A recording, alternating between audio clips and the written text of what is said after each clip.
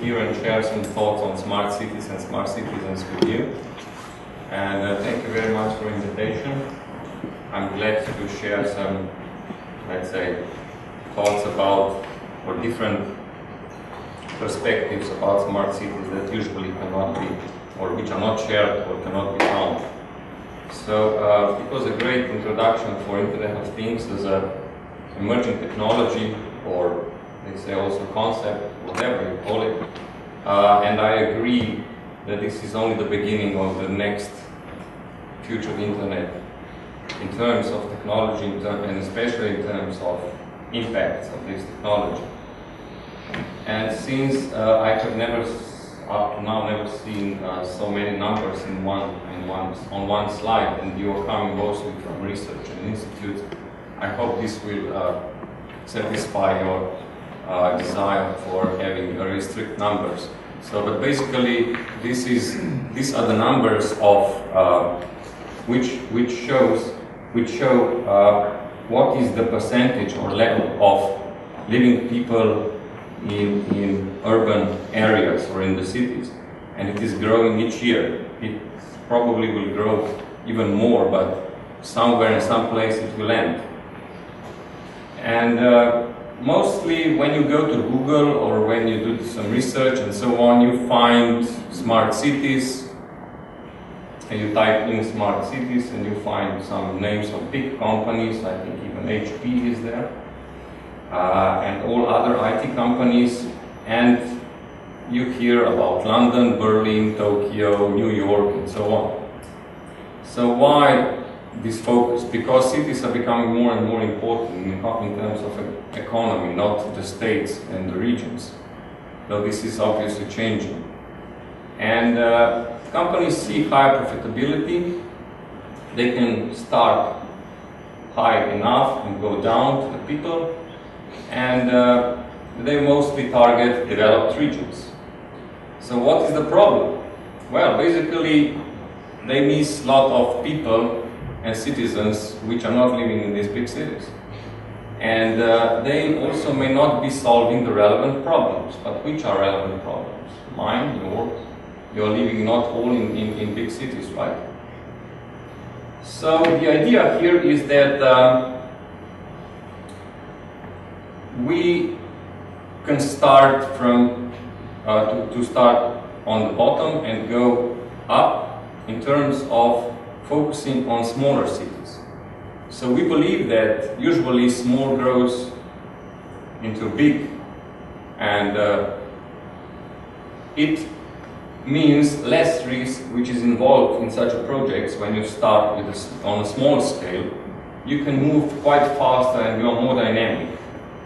And well, there might be some problems related to this strategy, which are that there might be some unexpected issues or even expenses related to some implementations which may not grow so fluently when you are using them for bigger cities. And one would say, okay, this is then not a complete solution, but show me today the complete solution. So if we go and see a little bit about under 1 million population cities in Europe, we see that there are European EU 15 countries, and there are some other countries. And also the financing in EU programs, most is gained by EU 15, though if I'm frank and speaking openly, they also invest a lot of money in running Europe. So, but we can experience also the lower GDP in countries which came into European Union later, and what they can afford are only, let's say, incremental investments. I will not go through every detail on this slide, but you can use it as a reference because these slides, I think, are available, right? Okay. So, but maybe this is more important to show you that there are 60% of cities, counting cities, not citizens, in the range of 100K to 200K of population. So this is a great potential also for the bigger companies.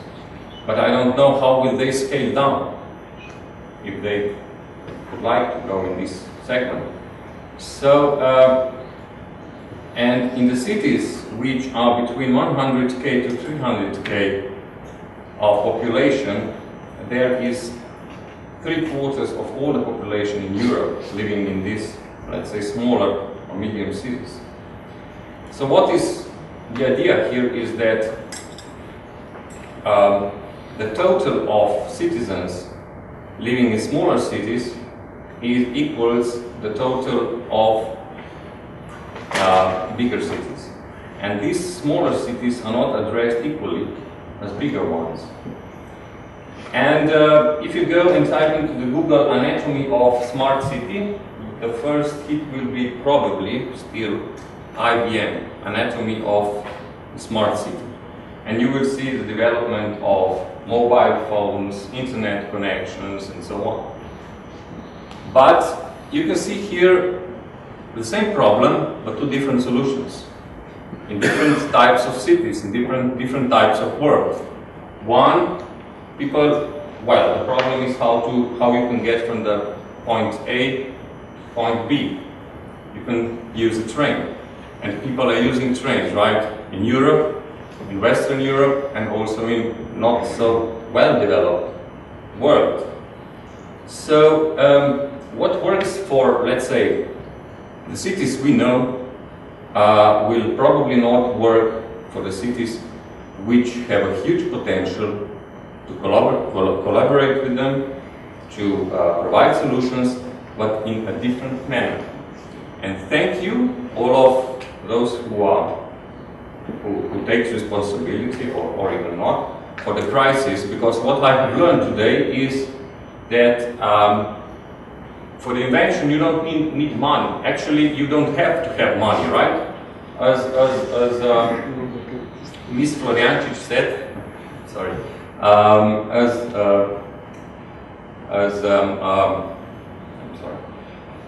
it was said that when they didn't have wax and money for professional equipment, they started to innovate, and they used the gasoline, the spray which is used for the defrosting.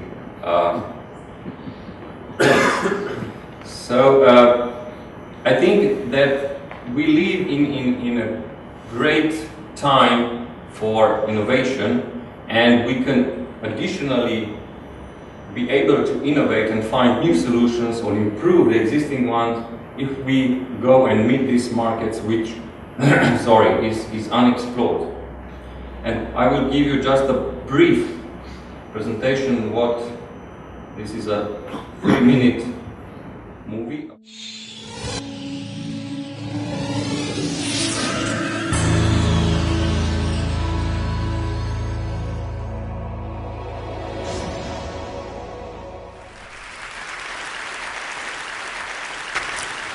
Basically, there's a major demographic event going on, and maybe the passing the 50% urban point is an economic tipping point. So the world now is a map of connectivity. It used to be that Paris and London and New York were the largest cities. What we have now is the end of the rise of the West. That's over. The aggregate numbers are overwhelming. So what's really going on? Well, villages of the world are emptying out.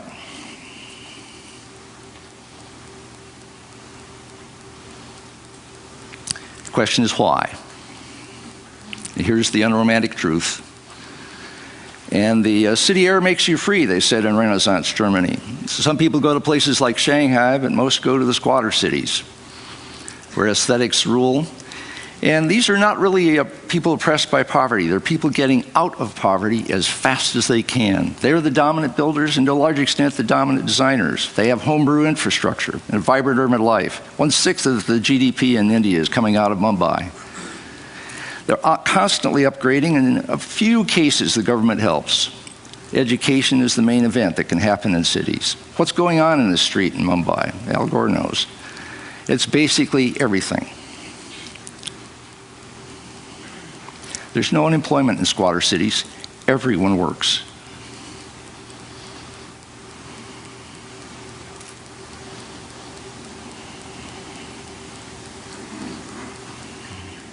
One-sixth of humanity is there. It's soon going to be more than that. So here's the first punchline. Cities have defused the population bomb. And here's the second punchline. That's the news from downtown. Here it is in perspective.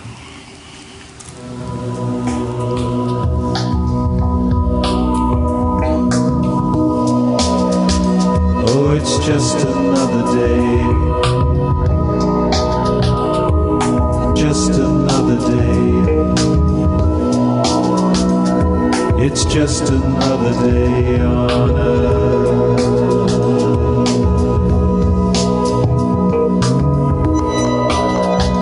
Oh, it's just another Stars have shined down on Earth's life for billions of years. Now we're shining right back up.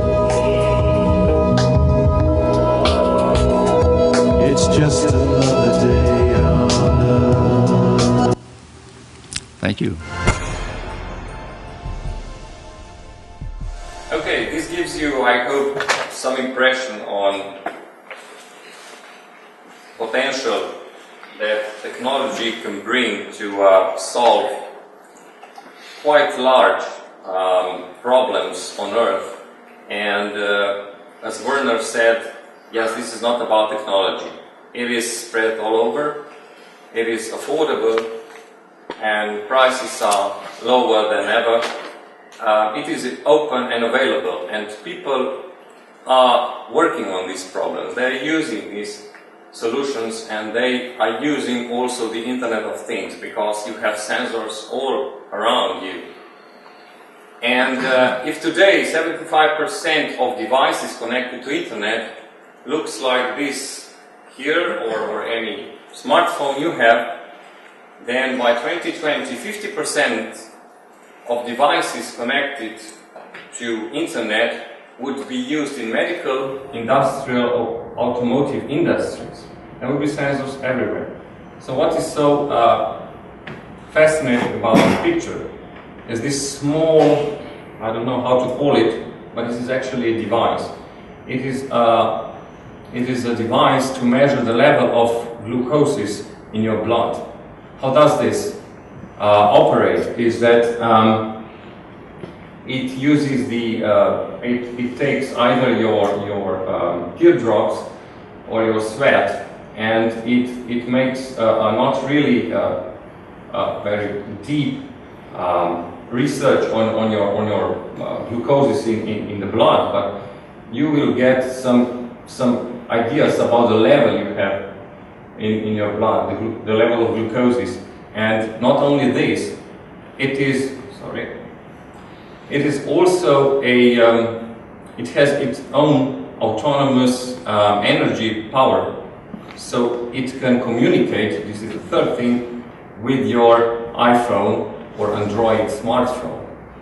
So what does it mean? You can imagine these people don't have to go to hospitals and to wait there and to travel there and so on. So this is only a small, tiny part of Internet of Things that is going to happen in next years. So what do we get if we start from bottom up, if we build this open Internet of Things society and community? Well, we can tackle better the problems that people have. And the opportunity, as Werner said, to build applications on technology which is affordable, and you don't really need how in details to program and to use C++ or any other language, makes things even more interesting. So as it used to be in the past, when the printing machine was invented by this guy in Germany, same goes today. So learn people how to read and write in terms of using Internet and Internet of Things and all other future Internet technologies, and they will definitely design and build your next city. So idea of running the city is not about really excluding people and ruling and so on. It is about sharing and including people, because they make city alive. So IoT, in terms of Internet of Things, can help. It will not solve every of our problems, but can help with this. This is what I had to share with you. I will be here waiting also on your questions.